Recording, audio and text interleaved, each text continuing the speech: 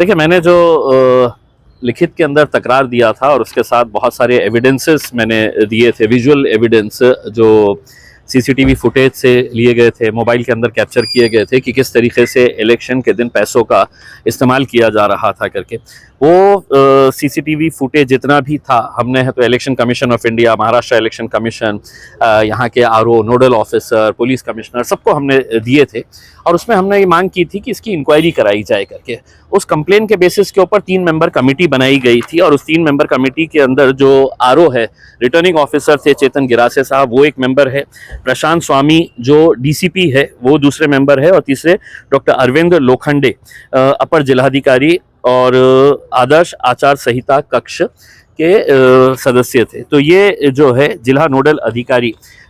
विकास मीना साहब जो जिला परिषद के सीईओ है, उनके अंडर में इसकी हियरिंग हुई पहले दिन और उसके बाद उन्होंने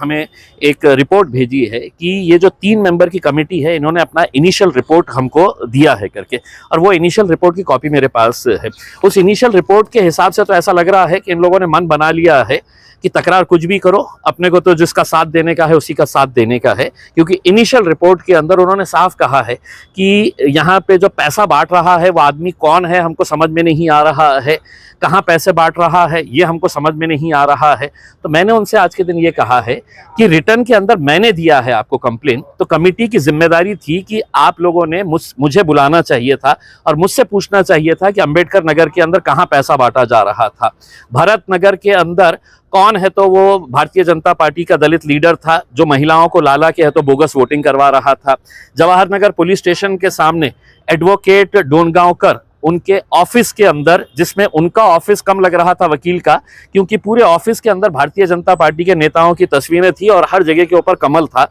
वहां पर वो मुस्लिम महिलाओं को बुलाकर उनके पास से इलेक्शन कार्ड, आधार कार्ड लेकर वो इंक लगाने का काम कर रहे थे और एक एक महिला को उसके बदले में 1,500 हजार रुपये दिया जा रहा था करके। तो ये सब विजुअल एविडेंस दिए हैं, लेकिन इनकी ये रिपोर्ट से ऐसा साबित होता है कि सरकार नेचुरल है कि केंद्र में किसकी सरकार है, राज्य में किसकी सरकार है, तो कौन इनके खिलाफ जाएगा करके। तो इनिशियल रिपोर्ट के अंदर तो उन्होंने बता दिया है कि इम्तियाज जलील तुम कितना भी बताओ, हमें जो देने का है रिपोर्ट, हमने वो रिपोर्ट दे दी है। मैंने उनसे ये कहा है कि आप इनिशियल रिपोर्ट दे दिए है, लेकिन कम से कम आप हमें बुला के पूछिएगा कि ये अंबेडकर नगर के अंदर कितने बजे कौन था ये बंदा करके। उन्होंने ये बताया है कि जो बंदा मोटरसाइकिल के ऊपर जा रहा था, बोले वो अलग दिशा से जा रहा था, तो उससे साबित नहीं हो रहा है कि वो कहाँ जा रहा है करके, जबकि वही बंदा जो वहाँ के कॉरपोरेटर का भाई है मोटरसाइकिल के ऊपर चिल्लाते हुए जा रहा है कमल कमल कमल करके, और बाद में वो नोटों का बंडल निकाल के महिलाओं को बांट रहा है उसमें।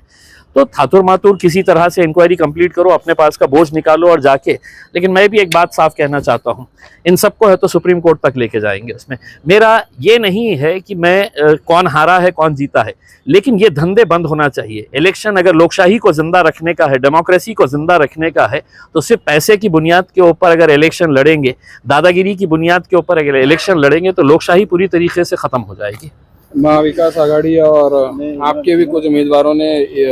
वोटिंग को लेकर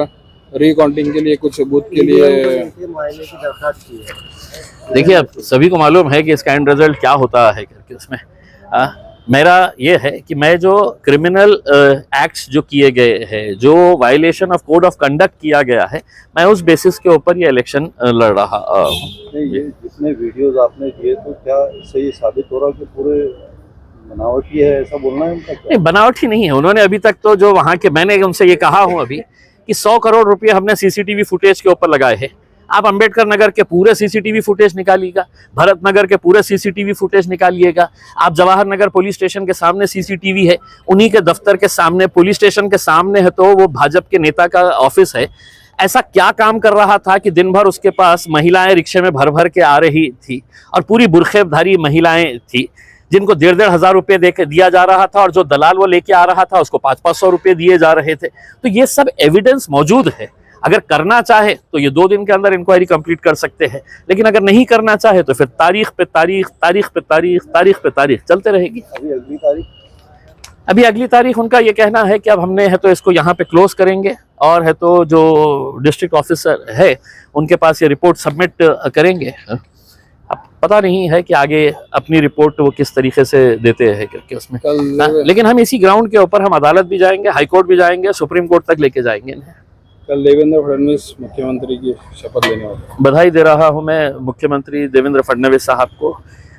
लोकशाही के अंदर आप आ गए हैं, भारतीय जनता पार्टी ने 132 सीटें लेकर आई है। कैसा लेकर आई है वो एक अलग बात है, लेकिन आप मुख्यमंत्री बन रहे हैं। उम्मीद यही करते हैं कि लाडली बहनों के साथ लाडले किसान का भी ख्याल करेंगे, लाडले बेरोजगार बच्चे जो नौजवान लड़के हैं उनके बारे में भी कॉन्ट्रैक्ट सिस्टम बंद करेंगे, परमानेंट जॉब्स के लिए करेंगे, बच्चों को एजुकेशन की अच्छी सुविधाएं देंगे, मेडिकल की फैसिलिटीज़ देंगे, इलेक्शन के मोड से बाहर आ जाएंगे, अपनी आपस की जो लड़ाई झगड़े चल रहे हैं उसको ख़त्म करके महाराष्ट्र का विकास किस तरीके से कर सकते हैं इसके बारे में अब ध्यान देंगे। तो देवेंद्र फडणवीस साहब को हार्दिक हार्दिक बधाई देते हैं।